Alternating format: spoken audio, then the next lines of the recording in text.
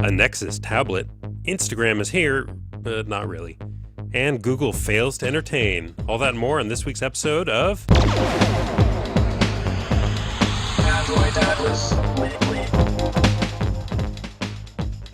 Wow. Welcome to Andrew and Alice for March 14th, Pi Day 2012. I am Justin Eckhouse alongside J. Mark Kavivi. Hello, hello. And special guest, Jessica Dolcourt. Hello. Glad to be back. Welcome, as always. We're glad to have you. Let's start out with you. I hear things about Samsung Galaxy S2, a solid phone, Yes. coming to U.S. Cellular. Tell us more. Actually, this phone came out almost a year ago, or a little bit more than a year ago. That's when it first came out. And it's on every carrier except Verizon in some sort of iteration. It's okay that it's not on Verizon because it's on AT&T twice in two different sizes. And one of them is the LTE-enabled Skyrocket or Galaxy S2 Skyrocket. So it has come to U.S. Cellular, and although it is sort of the priciest phone on U.S. Cellular's lineup, it's also easily their best one. So U.S. Cellular is the nation's sixth largest carrier, and right now it's also national. So we're here in San Francisco, actually outside of their home footprint. Right. So it roams while you're here. So I tested out roaming. And, there are all these fancy, flashy new phones. I saw some quad-core phones at Mobile World Congress. And I have to say, you put this phone back in my hand, and I still like it. It is a really good phone, and I think it's one that is definitely going to last. So, But do you really want to pay... It's $229 after $100 rebate for a year-old phone, essentially? Well, if you are a loyal U.S. Cellular customer, then you have no might. choice. Well, you have choices, but I think it is the best phone that they have on offer, and U.S. Cellular has several programs that are perks for consumers, for their customers, to keep them from traveling off to other carriers, and offering a good phone will be one way to do it. Another way to look at it is, for example, they've got some plans, but anyway. It just seems it's odd from a, certainly we're leading edge people here, but thinking about I'm going to buy a year-old 3G phone for $230 at a time when Verizon has didn't they commit to only releasing LTE phones, 4G phones for the rest of the year? It's true, but perhaps that's why U.S. Cellular is number 6 and not number 3. Right. They trail behind Metro PCS at number 5. Metro PCS offers, frankly, I would rather buy this phone than anything on Metro PCS. Right. So it's not trying to be a top tier carrier, but it is trying to be a carrier of value. And do they have sorry, go ahead. So for all the loyal U.S. Cellular folks out there, all 24 of them, I think, this is certainly one of their best choices. Yeah, they're really is what you're saying, right? Yeah, U.S. Cellular doesn't have a lot of markets. I would have to confirm this, but I think it's somewhere like 24 markets or 26 markets. Are they like a niche carrier where some markets it's only U.S. Cellular that has good service or something like that? There's always going to be some corner of the U.S. that only operates on one carrier. My sister lives in the mountains, at the top of a mountain, and she only gets AT&T. She has a choice of one. Makes it real easy, though. Right, yeah. All right, well, if you want to read the review of the Galaxy S2 on U.S. Cellular, it's on our site. You want me to read it right now? No, the whole review? Yes, we should do that, audio reviews. Oh, God. Just maybe if Jamar uses his radio voice, then Hey, this is my radio voice. What's up, everybody? So you brought one more thing with you, which is your Google Pins from Mobile World Congress. I did. I will attempt to stick them on my hands and put them up in front of the camera. I should have had this ready. So Google had this kind of cool system where you have to go to different Google partners booths you broke one. to get these pins. You couldn't. There's 86 of them, I think you said. There were 86 6 of them. They keep falling off of my hand. So I'm just going to hold up. And so you had to go from partner to partner, Three of my listening to their favorites. pitch to get more and more pins. And so I Yeah, guess exactly. you So went this was to, at Mobile World Congress, the second year they've really done this. I And like it's the sort of Blues like, Brothers guy. Yeah, I like it too. It's sort of like a barter system. And I actually took pictures of their booth as well. So they It did was this really- last year. Yeah, it was really fun. They basically had like, their booth was just crazy and decked out. They were giving away actual Android ice cream sandwiches, like with chocolate, cookie, and vanilla ice cream on the inside. I have a picture of me biting into one of those too.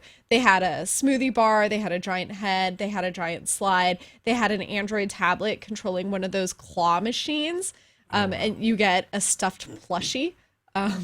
That's your prize. It was really cool. I mean, I went on the last day, and they also had like a robot making back covers. It almost looked like bedazzling. That's the robot right now if you're watching the video. But it was sort of like picking up gems and then like gluing them onto the back of a Samsung Galaxy Nexus back cover, and you could win it. So you have to win the drawing and then win it. Everything that could be Googled out there was sort of like this lazy river of all of the phones, all of the Android phones that they had ever released. Oh, wow. It was just insane. And I went on the last day, and it's a ghost town everywhere except the Google booth. How was the slide? I didn't go on the slide, so I didn't get my pin. The line was too long, and unlike some people, I had real work that I still had to do. But I mean, it was amazing. I went there's the because I'm slide. like, okay, finally, I'll be able to actually check this out. But the lines were still really long, and it was great. So it's this genius barter system where, yeah, you have to go to the partners. You can't just get them. And in order to get yours from the Google booth, you have to go down the slide, get a photo of yourself taken, and go pick up the photo. Oh, wow. And then you get your Google pin. And like people were walking around, and it was like a drug deal, like, hey, you trading any pins? You trading pins? What do you got? Here's what I've got. Opening up the jacket. But you had lanyards, the badge holder, basically, lanyard, absolutely Like this full guy's, of right? pins like that. And that guy in the end never brokered a deal because he was looking for something very, very specific. But you have some people who managed to get their hands on multiples, and so they would maybe keep one and then trade their multiples for something else. Oh, wow. So Are they all on eBay now? it was just insane. They might be. It's like there's no prize except bragging rights and being like, look at all my cool pins. They're so cool. We should get some Android Atlas pins made, I think. They are really cool. We'll get on that. Yeah. We'll have a secret word each episode, and then you have to enter that somewhere to win a pin. So word today is Radio voice. so that is a very clever and entertaining strategy they I employed really there. hope they do it at Google I/O, actually. We shall see. But where Google has failed to create a lasting entertainment strategy is in their YouTube and Android worlds. Ecosystems. if you will. Yes. If I had a drink today, I would drink. So there's actually a pretty interesting article by our own Greg Sandoval about Google's entertainment strategy, and he calls it in disarray. And the premise here basically is that, with the Google Play announcements, they have sort of, I don't want to say killed Google Music, they've sort of folded it in to something else, and Google TV he calls an embarrassment, his word, not mine. YouTube may lose music videos today through their deal with Vivo. Vivo may go to Facebook. And, the premise is, I think that you have YouTube pursuing their entertainment strategy around music and movie rentals, and you have Android pursuing it. So you have sort of two separate groups, led by two separate people. Andy Rubin is leading negotiations with these entertainment companies on one side, and you have Kinkle, I think is the other guy's name. Rob Kinkle, yeah. Right. The YouTube. Is that content how you chief. pronounce it? I was like, Kinsel. I don't know. We'll get email. We just mispronounce things on purpose to piss people off. Because otherwise we get no email, and we gotta get it somehow. Anyway, they're pursuing two different strategies, right? And we were talking about this before. You were like, "Hey, I just rented a movie on my Android tablet with Google Play, and that was a pretty cool experience." I was like, "It's kind of cool," but then what happens when I want to go home and I want to watch that on my TV? Like maybe if I am one of the 5 people who has Google TV, I could do that. But assume that I don't, and I have one of the actual popular devices like Roku or Samsung connected TV or dare we say it, Xbox or Apple TV, which all have YouTube apps. Why can't I just watch those on YouTube also from Google? Why? Yeah. I mean, I rented a movie for $0.25. It was on sale. And I was able to watch it on all my devices and on my computer through the Google Play site. But like you said, I could not watch it through YouTube, which means I would not be able to watch it on my TV through any of those devices. And that was kind of saddening. Yeah, no, it definitely is. You know, I think it really, they have created, it's a funny word to use in here, but we're using it all over Android. They've created a fragmented content marketplace in addition to their sort of fragmented hardware marketplace. So you have fragmentation on top of fragmentation, which is disappointing. You know, what consumers want, in my opinion, is just a seamless ecosystem where your content works on any device. You know, I think to some extent Apple has created this within the Apple ecosystem. Of course, Amazon has done this somewhat well. You know, even Netflix, if you think about, you can just go to any device and you can access all your Netflix content. It's easy and you just don't even think about it. It's so easy. So I guess the question is, where do these roads converge? Where does Google Play meet YouTube down the road? You know, I mean, is YouTube going to be folded into Google Play at some point? I went to the Google Music launch. Like, I covered that for CNET. With Busta Rhymes, right? Yeah, he was there. And it's just one of those things, you know, like Google Music launched and everyone's like, okay, Google Music. So I have to say, from my perspective, like, it is a little shocking and it seems jarring. And it does seem like they don't know what they're doing by having it merged just so suddenly. And then it was weird that Google Music had nothing to do with YouTube Music and YouTube Vivo, which is a hugely popular service, right? Right. And I mean, when Google first bought YouTube, there was sort of at least this implicit promise that they were going to operate, you know, sort of semi-independently. But we were wondering, okay, everybody loves YouTube, but how is Google going to Googlefy YouTube? And I haven't really seen that. You know, the first thing I only just saw like a commercial that had YouTube in it, sort of like find out more information by going on YouTube, or like find out what happens next in the story by going on YouTube. There was no Google branding on it whatsoever.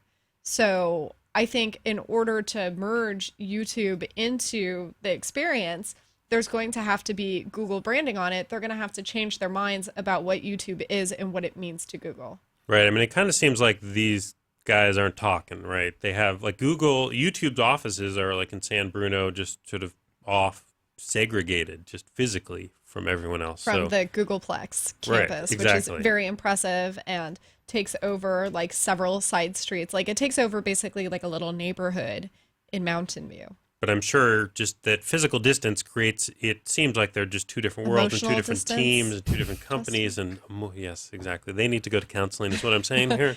I think you might be right. Maybe Andy Rubin and Kinkle can come into the studio and we could, mediate for them. And we could just cry it out. Yes, exactly. So we invite you, come on next week. We'll all hold hands and we'll create a better Google ecosystem for all of us. Let's talk about Nokia.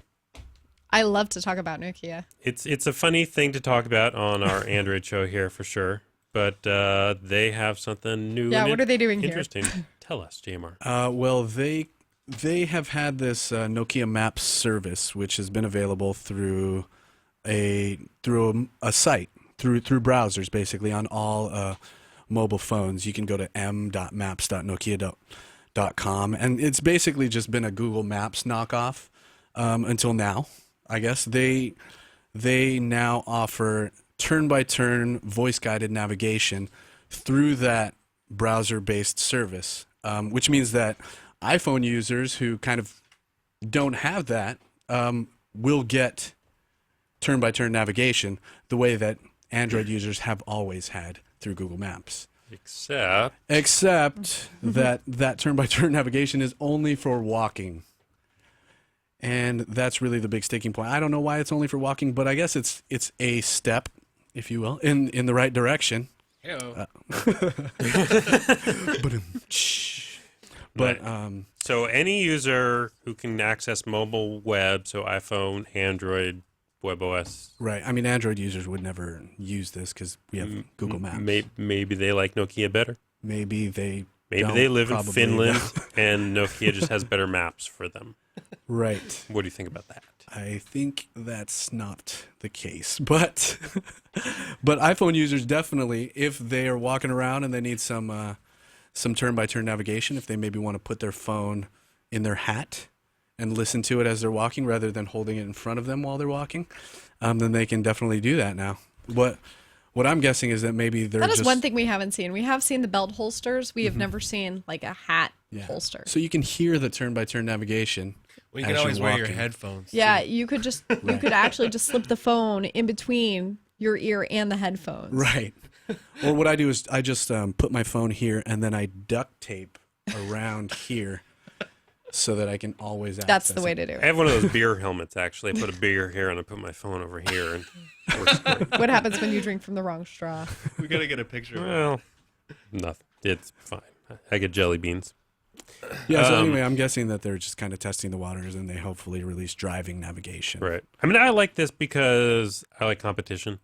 Because as cool as Google navigation is on Android, there are certainly things that annoy me. For example, I want an easy way. Like yesterday, I was driving from the doctor to work, and I was like, oh, I need gas and I need coffee. And I'm like, all right, find a gas station. But then it's finding gas stations behind me that aren't on my route to work. And I want something that's like, here is the least destructive to the current path you're taking gas station. And there's no easy way to do that, especially without getting into an accident. So you like competition. So what you might do is pull these things up on different services and then see which What do one. you guys think about Waze? Waze kind of offers this more like real-time promise. Right. I haven't right? used it. What do you think? Well, about I it? don't That's WAZE. WAZE. I don't have a car right now Right. in San Francisco because that doesn't make sense. But I mean, I wonder if going on the bus and on BART would kind of screw that up. Yeah. But the basic premise is that you're in your vehicle and it's collecting real-time information, and if you want to help it out, you can also send alerts like if there's a traffic jam or an accident or something like that. So it kind of hopes to answer that question and solve that problem of, okay, I'm looking at my map, but does it really know, if this is the best route to take right now? Right. It sounds better than the app we talked about last week where the traffic information one was powered by Twitter. Just by people. That's right. But, Damn it! Lady on the corner dropped a donut. Slow. Yes. Slow down traffic. It's weird. Well, let's continue talking about apps here. South by Southwest would end like Monday or Tuesday. And there were a lot of interesting apps that came out of there around two main themes, or one main theme and a couple stragglers. Yeah. So I mean, the biggest thing that everybody's been talking about at South by, as everyone calls it, is Highlight, which is, I guess, what they call a people discovery app, and it's kind of a newish category, I guess, to the public mostly. But there are tons of these people discovery apps popping up. The biggest one's Highlight, not available for Android yet. I said yet just based on my own speculation, not based on any facts. But not We available. don't have on to Android. involve facts in the show. Never. It's That's our policy. Never involve facts. But Glancy is another one. Sonar. There are a few of these popping up, and basically they show you who's around you, using your geolocation, and they show you what you might have in common with that person based on your Facebook profile, based on what you've entered in that app's specific profile. It's a little bit creepy, but it's also very interesting. It's to aid stalkers, basically. Yeah, I use it all the time. That's cool. I don't know. I like the concept. I don't think of myself as a stalker, and I don't know that I would actually like go up to I would never anyone. call myself a stalker, but some of my best friends might. Yes. Kanye West, Madonna, these best friends I speak. Yeah, I don't know. For some reason, What they have I just walked don't into? like me hanging outside their window with a boombox on my shoulder. Oh, John Cusack reference.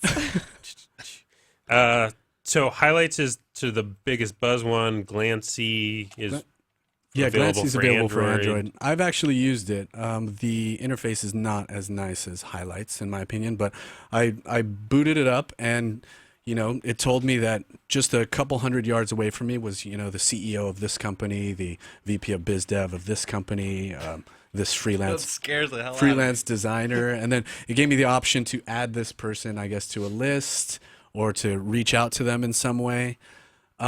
It's really fun, just kind of scrolling through these things. But if I were on the other side, if someone contacted me through it, I don't know how I'd feel, But depending on maybe what if their you profile went picture to looked like like. some kind of mixer and you're using, there's like some tech meetup or something like that, and there were hundreds of people there, and you're like, oh, okay, I just want to see who's at this event, Right. because there's no pre-registration, and figure out who do I want to talk to, or something Like that. at South by Southwest, Right. Maybe. I don't know. I just don't like location-based services. Yeah. I don't disagree with you there. Call me a privacy fiend. I don't know. So there's also Sonar was another one that's available for Android, right? Yeah. And Kismet. Can't believe you guys have glanced over Angry Birds Space. Well, we're just talking about people discovery now. So Angry Bird Space, That's like Discovery of the Final Frontier. Okay, so we watched the video preview. Do we know more than the video preview at this I don't point? really know more than the video All preview. right. They're in space and they have to deal with zero gravity. That could be kind of That's cool. kinda I cool. like the physics they of that. did do a demo at South by Southwest. Is that what? Yeah, they had hands-on. They were showing it off on the Samsung Galaxy Note, which, as a reminder, is the large smartphone with a stylus and a 5.3-inch HD screen. Phablet, right? I refuse to use that word except in mockery and jest. So the other app that is interesting, I guess, if you like to give in to popular trends, Instagram. So tell me if you've heard this one before. Is coming soon to Android. Anyone?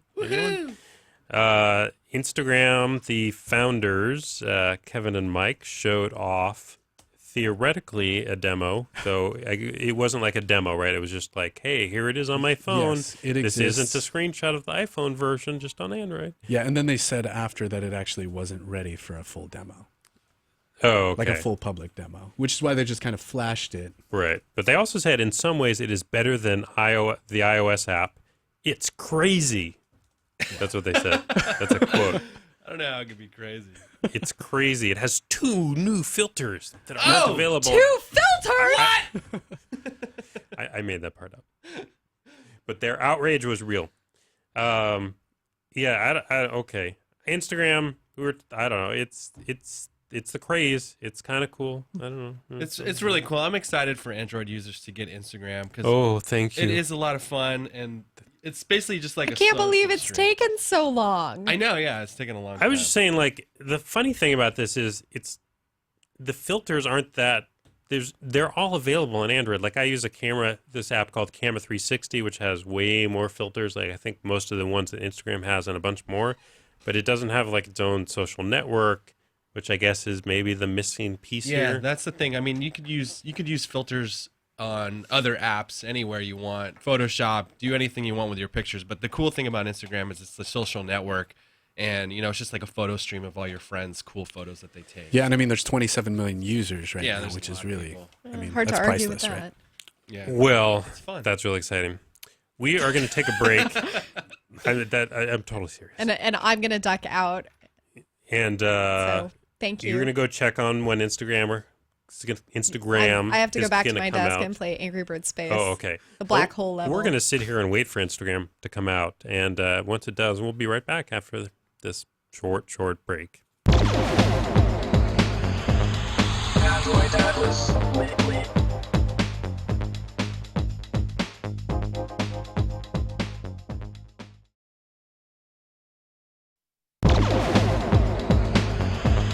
Android Atlas. Wait. Welcome back. You know what's awesome? Tell me. Android tablets. Right. Who does not love Android tablets? I'll tell you who. iPad users don't. iPad users. I don't want anyone to think that we don't love Android tablets, and that we agree with IDC, who says that Android tablets will overtake the iPad in sales by 2015. Yeah. They've already overtaken them in awesomeness. And 2015 is not that far away, folks. It's not No. that close. No, I tried to. The interesting thing here, I mean, so Apple shipped 15.4 million iPads in the fourth quarter of 2011, up from 11 million in the third quarter. But their market share dropped from 61.5% to 54.7%. So I guess they don't exactly say what the market share of Android tablets overall are, but it seems like 3 years or so to lose 4 to something percent market share seems like it could happen sooner than that, right? Right. That's what I'm thinking here. They're being conservative. Right. And I mean, even though it doesn't say here, I think we can safely assume that most of that drop was because of Android tablets. I mean, what else is there? There's BlackBerry Playbook. WebOS. Yeah, there's jokes. That's what else there is. Right. There is some. So Android tablets, yes. One thing that IDC says isn't going to necessarily change as quickly is revenue. They say that iOS will remain the market leader revenue-wise through 2016, and I think, and again, details aren't spelled out in this story specifically, that a lot of that comes from the ecosystem, Right. right? Where Like Apple songs and just iTunes exactly purchases. just what we talked about, right? Right. Or Google Play is just not cutting it on the revenue side, and Apple is making billions. Well, I mean, and Google Play billions. is only 3 weeks old. At least the name is only 3 Well, weeks old. how about the services previously known as other stuff, but are now wrapped up in Google Play, are not generating that much revenue? Perhaps that was because of the branding. Yeah, I'm sure that was the biggest problem right there. As soon as they solved that, but the Kindle Fire is second, right, in terms of market share, Yeah, for a manufacturer, right? with That is amazing. 16.8%, and they just started shipping the end of last year. Yeah. Crazy. Samsung in Q4 had 5.5% of the market. And then they grew to 5.8, Oh, yeah, which sorry. is sort of a negligible change there. But I think we can attribute a lot of Apple's iPad loss in market share to the Amazon Kindle Fire. At least that's what I'm assuming. I think you're right. Because they're killing it. You know what else is going to help power this overtaking of the fruity giant? I don't, but I think you're going to tell me. I will tell you. There are various reports, the latest from DigiTimes, one of our favorite rumor sources, that Google is going to release a Nexus tablet in conjunction with Asus. They will release a 7-inch co-branded tablet as early as May with a price tag of $199 to $249. I'm excited about this. Are you? You going to buy this? I'm not going to buy this. I'm going to play with this when it gets here. I see. But I'm not so sure about like the 7-inch footprint, but just a vanilla Android tablet sounds great to me. I'm excited. Yeah, 7-inch, 1280 by 800. These are all rumor. Everything is rumor here. Right. Quad-core Tegra 3 processor with ice cream sandwich, of course. Potentially shipping at CTIA May 8th through 10th. That is not too far off, and it's also rumored to be positioned as a Kindle Fire killer. Right. I which mean, if means you it'll have be this cheap. like super powerful tablet for $199, where you can, by the way, get the Kindle app, Right. why would you buy a Kindle? Tell me that, I probably wouldn't if they're the same price. Steven. Tell us. I would definitely not get the Kindle. I would get this over the Kindle because it seems like it's more durable. You can do a lot more with it. Right, way more powerful and not locked down. Has the full sort of Android market, Yeah. Google Play market, Google Play App Store. What is that called? The Play Store. The I like mean, where no, I it send really. A my lot of people are. kid. It's called the Play Store. Yeah, a lot of people are making jokes, but that's what it's called. Yeah, I mean, I guess I would get the Kindle Fire if I were, a devout Amazon ecosystem fan boy. Are there Amazon fanboys? I gotta assume there are. Yeah. I gotta assume there are. So someone in the chat room does point out that I guess Amazon streaming is only available on the Kindle. That's true. And it is a bummer because I would like to stream it on my phone on Like your Prime stuff. Yeah. Yeah, So- maybe that'll change. I mean, I don't know. I mean, I think Amazon is really just about getting you to buy their content more than their hardware. Maybe they like the hardware because it locks you into their content, but, maybe I feel they'll... like that's more of the strategy, and maybe they'll think about opening it up and creating an app that's available Right. to stream Amazon content on other Android devices. Because it is already available on it's available on like Roku and Samsung devices and a bunch of connected TVs. So Yeah. they're not just, Amazon make a TV. So I guess they couldn't just lock it down. Anyway, look for that potentially at CTIA, which we'll have full coverage of in May. All right. Are you looking for a new phone? Me? Mm-hmm. I am. Yeah, I am, and I do have a hefty amount of money You do? that I'm ready to put down on it. Well, that is good because I have a phone for you. It is from the watchmaker. How do we say you pronounce this? Tag Heuer. Tag Heuer, best known for their watches, is coming out with a phone. Let me just tell you the features first, and then you could tell me maybe Sell how me much on you it. would pay. Sell me. All right, so listen to this. This phone has no plastic. This is not a cheap phone. It is carbon fiber and titanium protected by a shock-proof rubber chassis. It has 4 buttons in the front.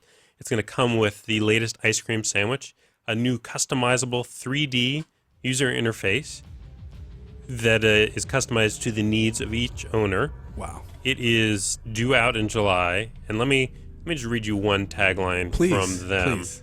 It has unparalleled torsion and strength to weight ratio. Oh my God! I've been looking for a phone that has unparalleled torsion to strength ratio. We're looking at the incredible video. All right, The video is just incredible. how much would you pay for this phone?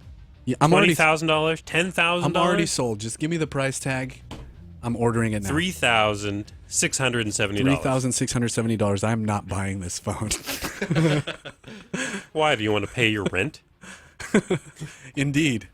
Ugh, I would such like to frivolous retire things. someday. Yeah, this phone is crazy.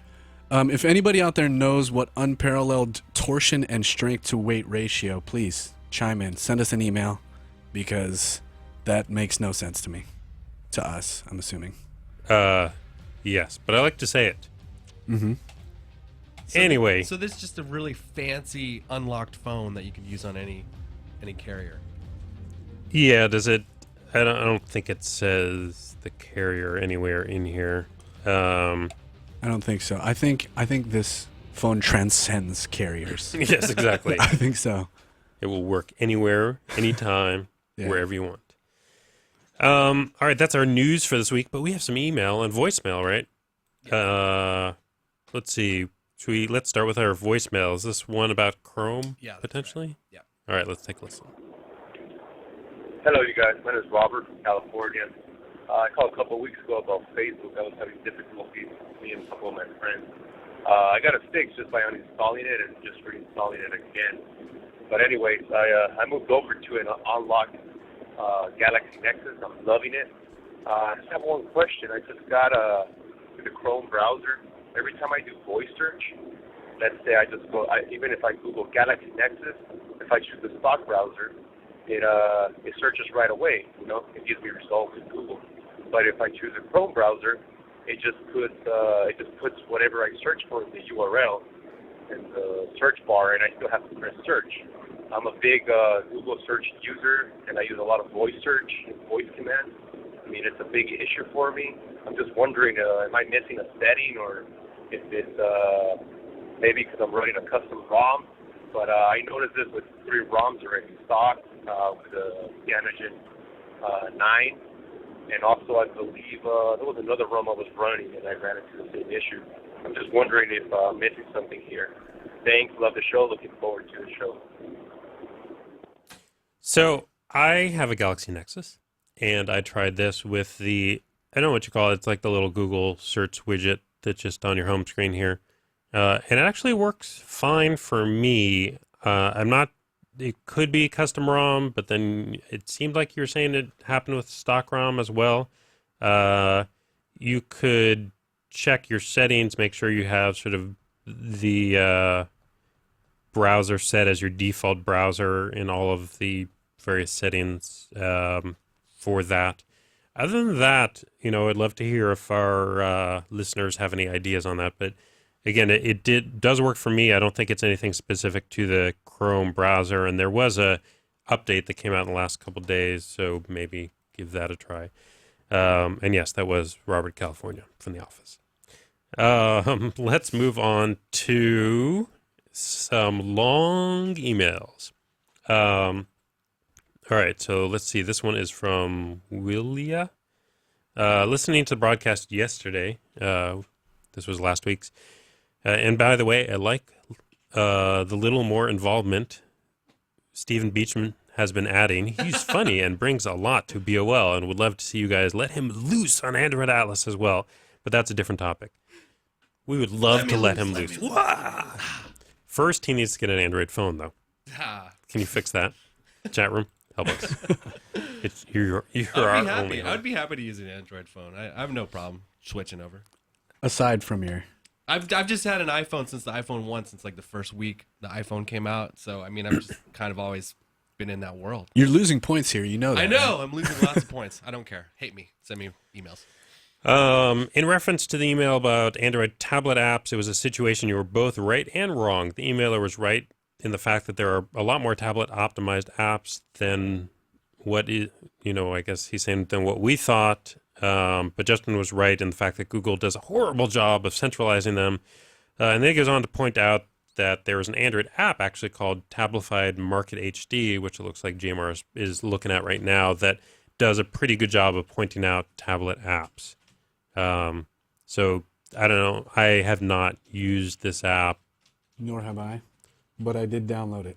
But there it is. So tablified.com if you want to check it out. Yeah, I'll definitely check it out.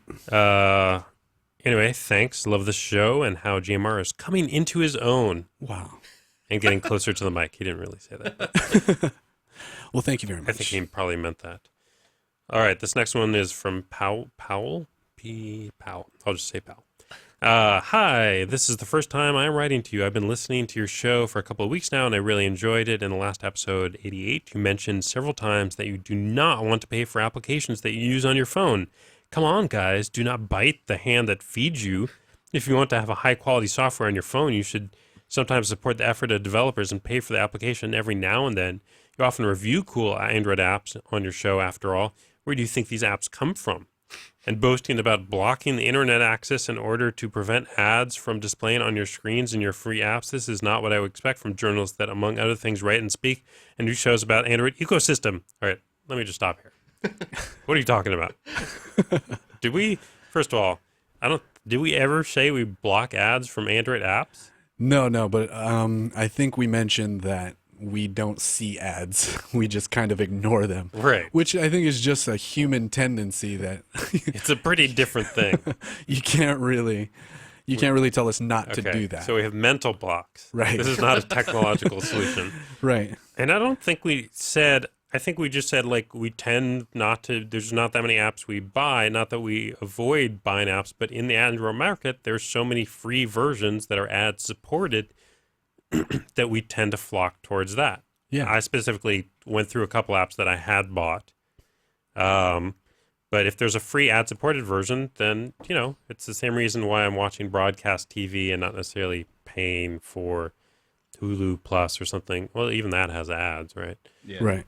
But I do agree that what this person says about, supporting developers who do put paid versions of their apps on there, Right. if they don't have a free version. Free for, if they have ads in there, that's driving revenue to them. Yeah. Right. Yeah. It's not like we're stealing. Sorry. It's true. Anyway, there are many decent applications that were not pre-installed on my phone or that are way better than stock counterparts that he has bought. G-Reader Pro for RSS reading, Read It Later Pro. I use Read It Later, the free ad-supported version. Winamp Smart Keyboard. Yeah, I use SwiftKey, which I bought. Because there's no free version of that, right? Yeah. And So you supported the hand that was feeding you, is what you're saying. Yeah, yes. In the last show, you asked who buys apps anyway. Well, I do. If I like the application, I do not mind spending a couple bucks on it. Best regards, Paul. I agree. We're Thank not you. disagreeing. We're on the same page. All right. That is our show for this week. If you want to stay up with all the latest Android news, you can do so at cnet.com/Android Atlas. Watch our show every week, Wednesdays at 10 a.m. Pacific, cnet.com/live. Or you can send us email, androidatlas@cnet.com. Follow us on Twitter. Our show and our blog is at Android Atlas. Jamar is... At JMarkBB. And me, Justin, at Not My Real Name. Our phone number is 866-344-CNET, 866-344-2638. And that is it for me today. You as well? Me as well. All right. We'll see you next time. See you later. That's my radio voice. Android Atlas.